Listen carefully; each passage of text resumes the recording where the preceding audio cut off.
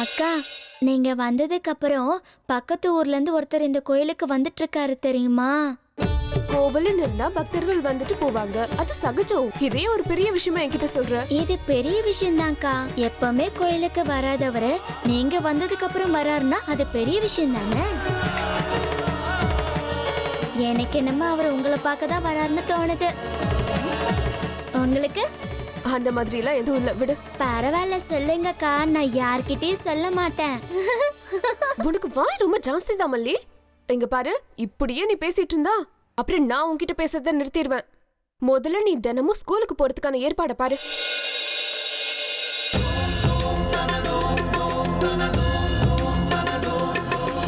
அருணதவள ஸ்வர்ணோதய தீப்திம் அகில புவன சைதன்ய பிரசாரம் காலகமன சத்காரண தீரம் தம் நமாமி கஹநாயக சூர்யம் அமிர்த கிரண ரசரம்ய பிரவாஹம் லலித லலித லாவண்ய லலாமம் மதித மஹித மாதுர்ய மனோக்யம் தம் நமாமி சாந்திரோதய சந்திரம்.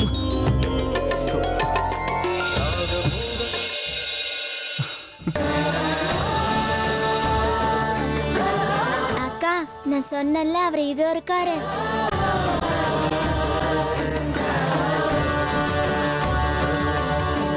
ராத்திரியெல்லாம் இங்கே தூங்கிட்டாரு போல இருக்கு.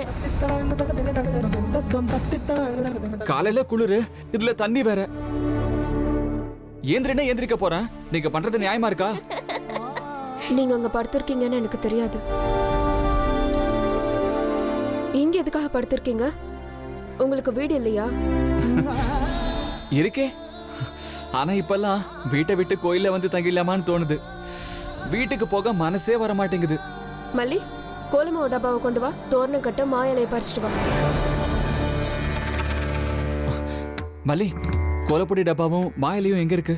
எதுக்கு? எதுக்குன்னு அப்புறமா சொல்றேன். முதல்ல கோலப்பொடி டப்பாவையும் மாயிலையும் காட்டு. வா வா வா. மல்லி, மாயிலையை கொஞ்சம் கொடு.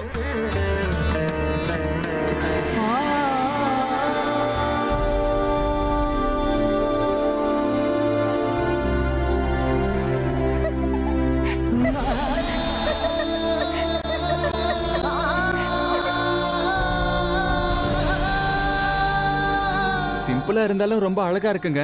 இந்த மாயிலை தோரணையை பார்க்கும்போது கல்யாண சத்திரம் தான் ஞாபகம் வருது.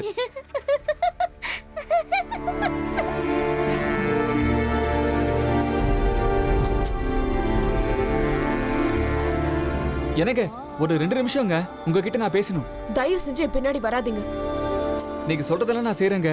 ஆனா அதுக்கு முன்னாடி ஒரு 2 நிமிஷம் பேசுறதுக்கு வாய்ப்பு கொடுங்க. இங்க பாருங்க, எனக்கு நிறைய வேலை இருக்கு. இந்த மாதிரி என் பின்னாடி எல்லாம் வராதீங்க, போங்க. எனக்கும் வேலை இருக்குங்க. ஆனா அது எல்லாத்தையும் விட்டுட்டு உங்ககிட்ட பேச வந்திருக்கேன். ஏங்க நில்லுங்க. 2 நிமிஷங்க உங்ககிட்ட நான் பேசியே ஆகணும். உங்ககிட்ட பேசி ஆகணும்னு ராத்திரில இருந்து இங்கே காத்திருக்கேன்.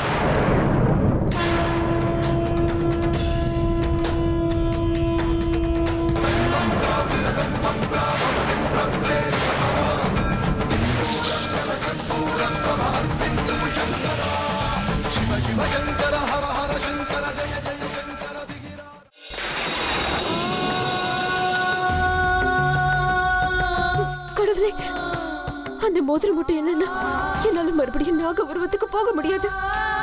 என்னால நாகலோகத்துக்கு போக முடியாது. அப்படின்னா நான் செத்ததுக்கு சமம். அந்த மோதிரம் அவர்கிட்டதான் மாட்டிக்கிச்சு. இன்னும் 10 நிமிஷம் தான் இருக்கு. அப்புறம் 12 ஆயிடும். நான் என்ன பண்ணுவேன்?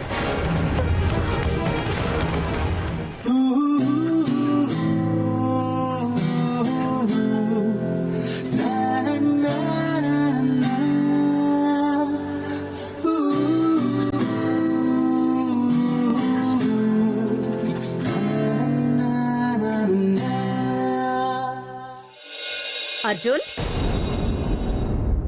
வாங்க. சாமிக்கு விளக்கேத்தி பூஜை பண்ண.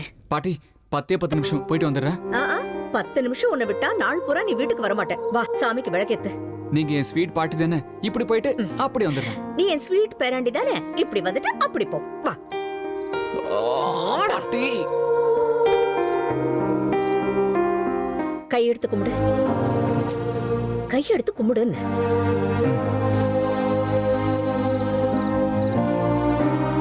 என் தங்கல்ல போய் விளக்கேத்து.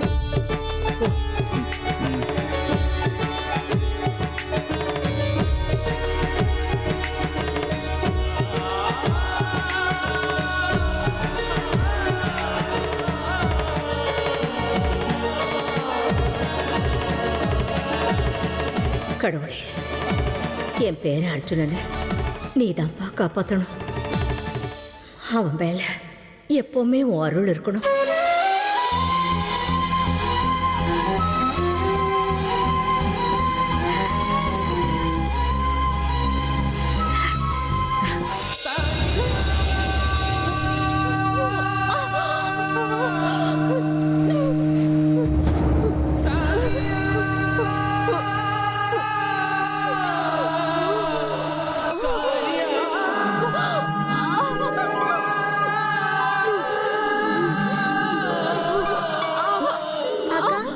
என்னாச்சுக்கா?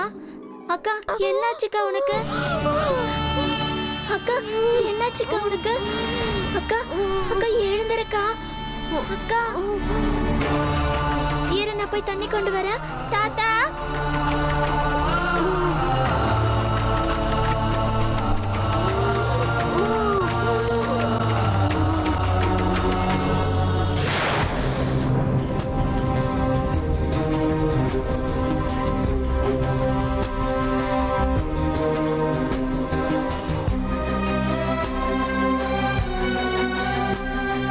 நேத்தெல்லாம் எனக்கு தூக்கமே இல்லை பாபா. நாகினி எங்க இருக்கான்னு சொல்லுங்க பாபா. நாகராஜாவே கொன்ன எனக்கு நாகினி ஒண்ணு பெருசு கிடையாது. உங்க ஆசீர்வாதம் ஒண்ணு மட்டும் இருந்தா போதும்.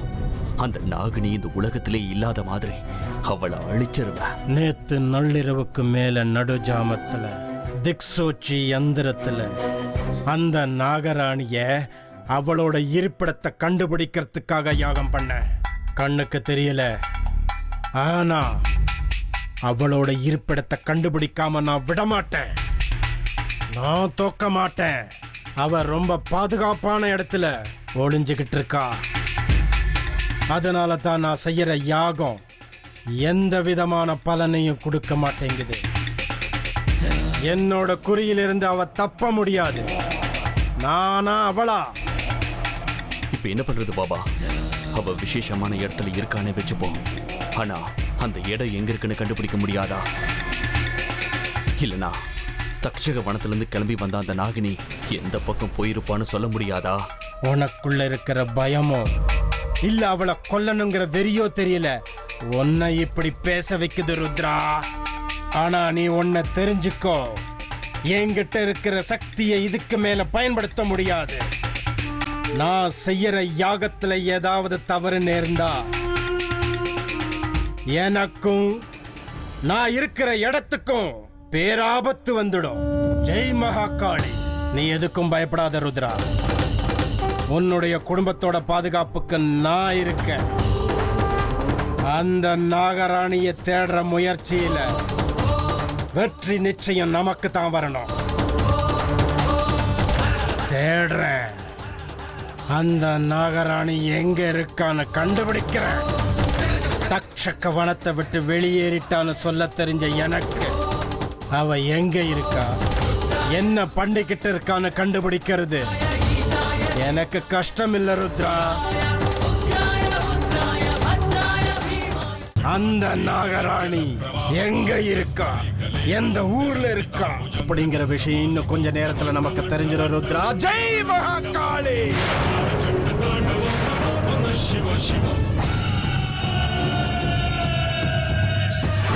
ஏதோ ஒரு கெட்ட சக்தி என்ன துரத்துக்கிட்டு இருக்கு.